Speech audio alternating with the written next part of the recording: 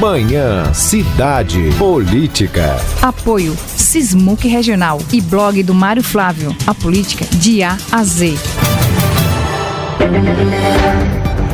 Dando continuidade à nossa série de entrevistas com pré-candidatos a deputados estaduais, federais e ao governo de Pernambuco, a gente recebe hoje aqui em nosso estúdio o Rodolfo Albuquerque, do PSDB, que é pré-candidato a deputado federal, que já está com o Mário Flávio. Mas antes a gente reforça aqui o WhatsApp Cidade, que é o 998780997, para você que deseja participar dessa entrevista, tirar dúvidas, fazer perguntas. Fiquem à vontade, Mário. Muito bem, Rodolfo, bom dia, prazer recebê-lo aqui no estúdio da Rádio Cidade, presencialmente. Você tinha falado com a gente por telefone e agora está aqui presencialmente. Obrigado, viu?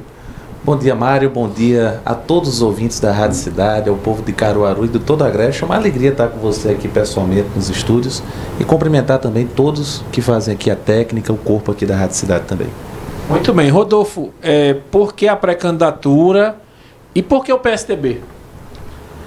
A pré-candidatura, ela surgiu de um sentimento de que a gente precisa ter uma mudança na representação que a gente tem hoje de Pernambuco em Brasília.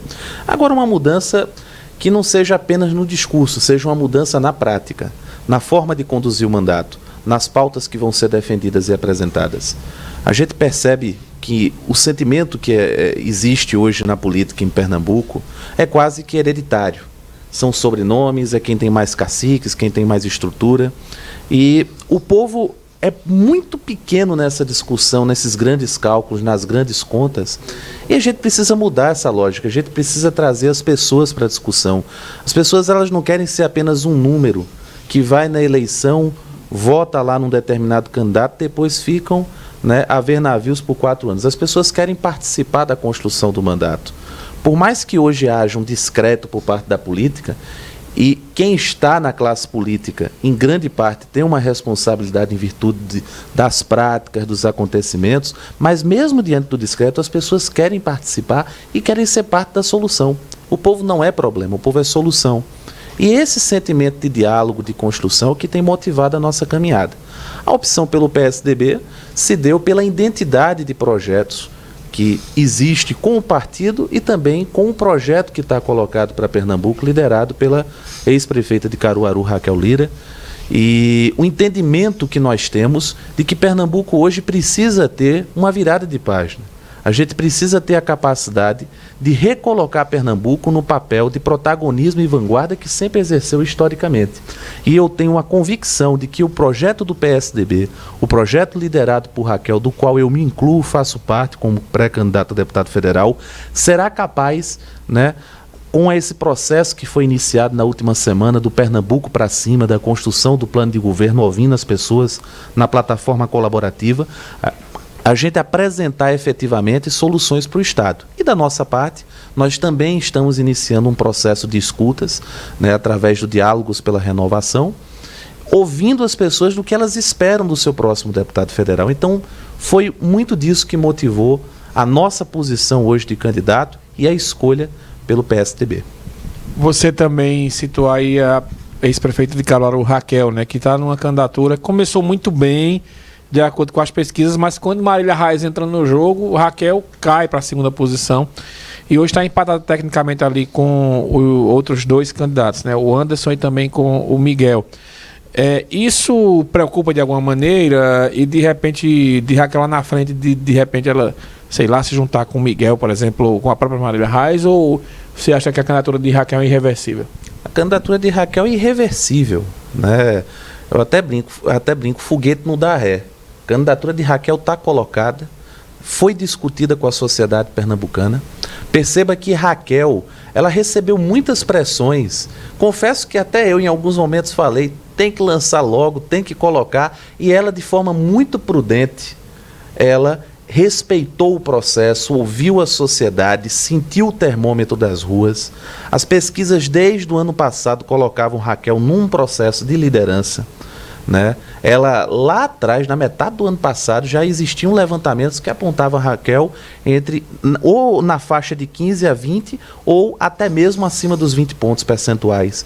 Mas ela soube construir o processo, ela soube dialogar com as lideranças. Ela liderou também um processo de reconstrução do PSDB. Hoje o PSDB, após, né, um processo de fragilidade que existiu a partir da eleição de 2018, quando a gente perdeu representantes na Câmara dos Deputados, a gente teve um processo de fato que não dá para negar de fragilização da sigla. Raquel pegou a sigla e começou a dar vida, a trazer lideranças, a conversar com pessoas do litoral ao sertão. Então ela foi respeitando as etapas do processo. Ela construiu esse momento da candidatura e a sociedade compreende isso. Ela percorreu hoje mais de 120 municípios. Grande parte desses municípios eu já estava presente com ela, já como filiado no PSDB, e que a gente teve a oportunidade de percorrer. Antes de eu pensar em filiação, ano passado nós já conversarmos, eu já participei de alguns eventos à época do Levanta Pernambuco, e a gente via o sentimento das pessoas. Raquel, onde ela chega, ela consegue se apresentar de uma forma muito serena, muito tranquila, muito qualificada, e as pessoas sentem segurança. Agora, evidentemente, Flávio, que quando entra uma candidatura que não estava no script, e que não estava no script, por própria decisão, certo, da hoje pré-candidata Marília Reis, ela só tomou a posição de deixar o PT no apagar das luzes do prazo da janela partidária. Foi uma coisa que foi feita da noite para o dia, e a gente entende, ela quis respeitar as etapas, o processo. Eu entendo e respeito a construção que a deputada Marília está fazendo, acho legítima a postulação dela, acho necessária, né? Ela que em 2018 não teve as condições do próprio partido de disputar a eleição, tendo uma candidatura viável, as pesquisas à época e o sentimento indicava isso. Então eu acho natural essa movimentação. Eu só acho que é o seguinte: Raquel está construindo um caminho, certo, há mais de um ano. Marília deixou o partido no apagar das luzes, iniciou uma construção um pouco mais à frente, né? E hoje ela está percorrendo o estado e, através do recall do sobrenome Arraes, né, da eleição que ela teve para a prefeita do Recife, que ela foi bem votada, da própria dimensão do mandato, ela foi a segunda deputada mais votada em 2018, ela evidentemente, quando entrou no cenário agora como pré-candidata a governadora, ela exerce um papel de crescimento natural, é um fato novo, é uma coisa que realmente a gente compreende esse crescimento. Agora, isso a gente tem que entender que nós estamos no mês de maio. Nós temos aí mais 2 meses de pré-campanha, temos o período das convenções ali no início de agosto, para começar a campanha efetivamente. De lá para cá tem um grande caminho a ser percorrido. E hoje o que as pessoas querem ouvir, Mário, mais do que uma narrativa, mais do que um discurso político, é uma agenda positiva para Pernambuco. É o momento em que os candidatos que estão no mesmo campo que eu da oposição, que tem a deputada Marília, tem a nossa ex-prefeita Raquel Lira, que é a minha líder, temos o ex-prefeito Anderson de Jaboatão, temos o ex-prefeito Miguel Coelho de Petrolina. Esse conjunto aqui da oposição tem que se apresentar de fato, tem que passar pelo crivo popular, apresentar o que pensa para o Estado, e as pessoas vão fazer um juízo de valores. Veja, nós estamos com a construção do nosso plano de governo na rua. As pessoas podem participar diretamente. Raquel está na rua todo dia. Ela está cumprindo a missão dela. E a gente percebe que o voto de Raquel é um voto consolidado. Ela teve uma oscilação para baixo com a entrada de Marília, como isso é absolutamente natural, não há nada de anormal nisso, né? Isso, na verdade, eu digo a você que a candidatura de Marília foi muito mais prejudicial ao PSB do que a gente. Agora, eu tenho veja, muita segurança disso. A gente tem aí na oposição, por exemplo, Raquel foi da Frente Popular, né? Miguel foi da Frente Popular, Anderson, você mesmo já esteve lá do lado da Frente Popular. O que aconteceu para todo mundo, de repente, achar que o PSB não presta mais para nada? Não se trata de achar que não presta mais para nada. A gente também não pode sacudir todo mundo num balaio de gato e dizer que todo mundo que está lá não presta. Não se trata disso. O problema está na liderança, ou na falta de liderança, que é o caso.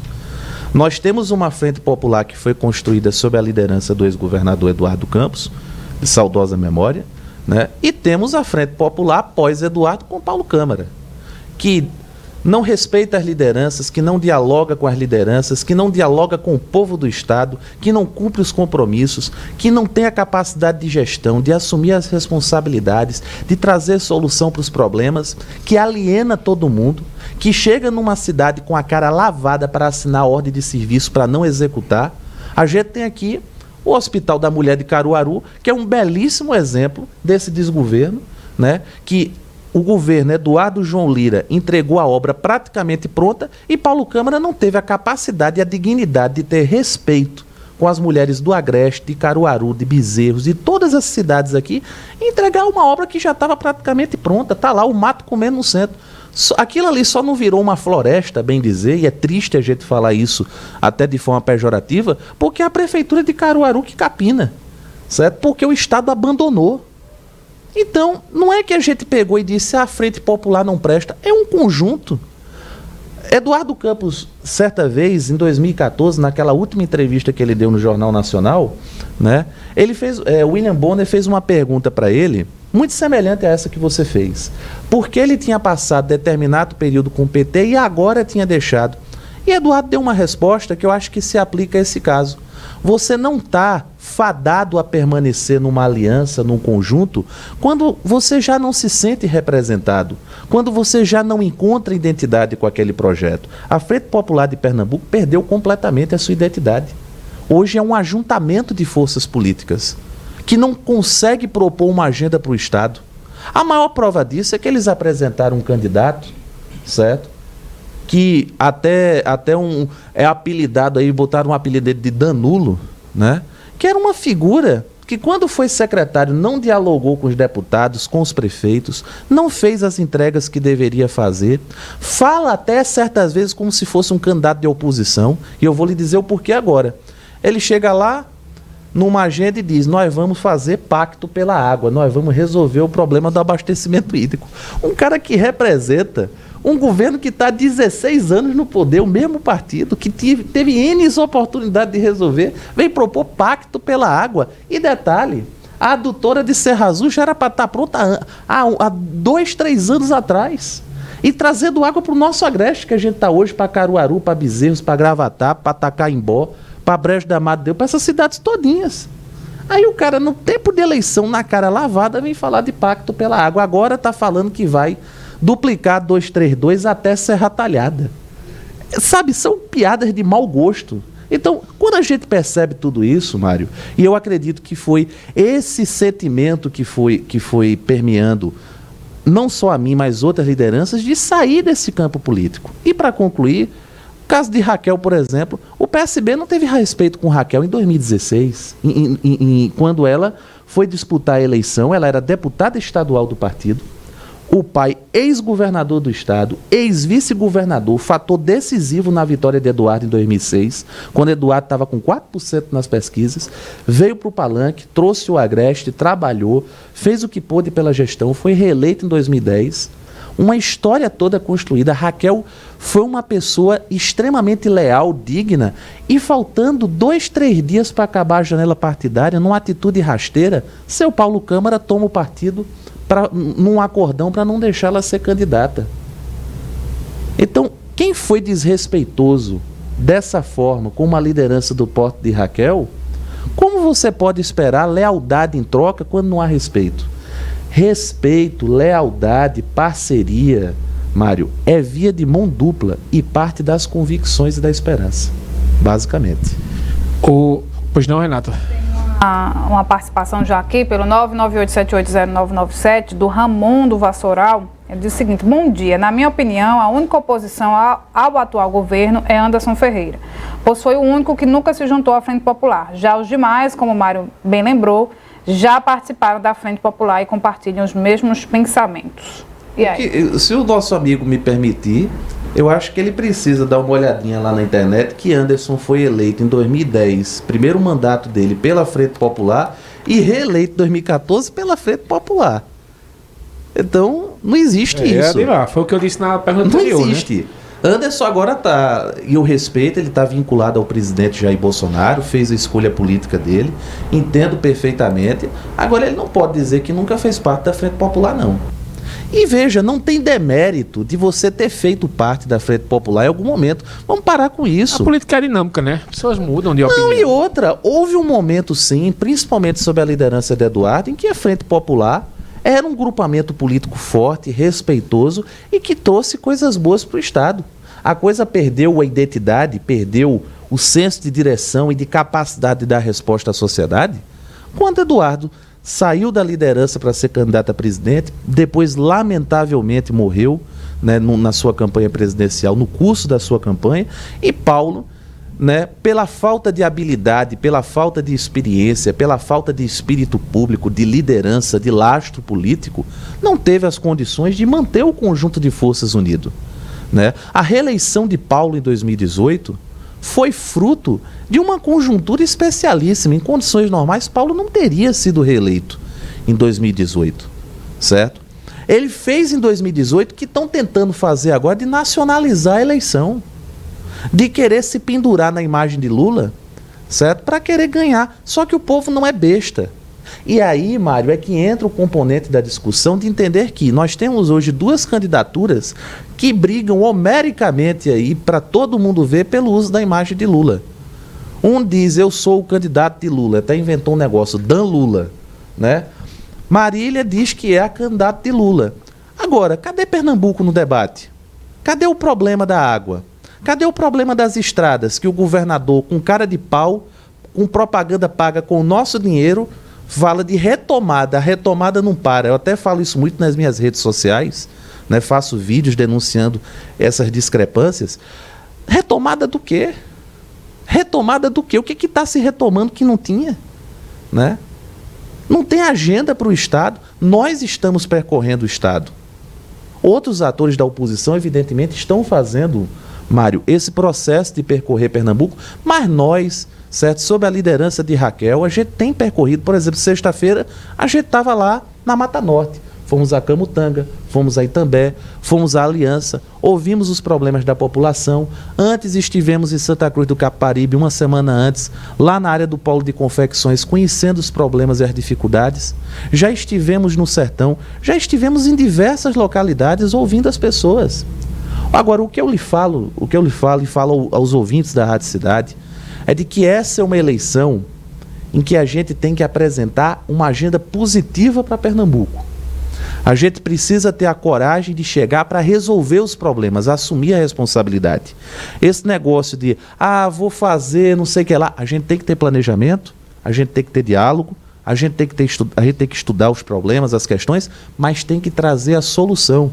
Eu não quero ir para Brasília para ser deputado federal, para ficar lá sentado na cadeira, no ar-condicionado, indo para plenário, para isso, para aquilo outro, para ficar enchendo linguiça. Eu quero chegar para resolver. Eu quero chegar para a gente colocar em discussão a revisão do Pacto Federativo, para a gente trazer mais recursos para os municípios.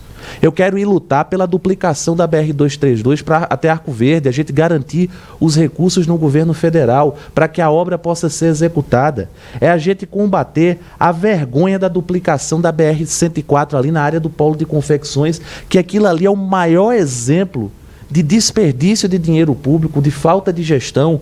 Uns dizem porque foi por irregularidade, outros dizem porque a obra foi parada e a responsabilidade não se assume. E o polo de confecções, o Agreste, a 104 que nos corta aqui em Caruaru, não tem um encaminhamento efetivo para a gente ter fluidez, a gente ter capacidade logística, de escoamento de produção. Nós temos o segundo maior polo têxtil do país, a gente precisa ter as condições de escoar essa produção. A gente precisa ter um ambiente propício do ponto de vista logístico, certo? Para atrair empresas. A gente precisa rever a questão dos tributos, dos impostos, pautar a reforma tributária séria, possível, viável, repensar o ambiente de negócios de Pernambuco para a gente gerar emprego. Pernambuco lidera o ranking do desemprego. Pernambuco é o pior estado do Brasil para se fazer negócios e a gente tem que trazer solução para isso. Muito bem. A gente vai fazer um breve intervalo. Aqui vocês podem mandar perguntas pelo 998... Oi? Tem pergunta. Quando voltar, você faz aí, Renata. E dizer que você passou pela cidade que foi batizada graças ao melhor zagueiro do Nordeste, Camutanga. A gente volta daqui a pouco.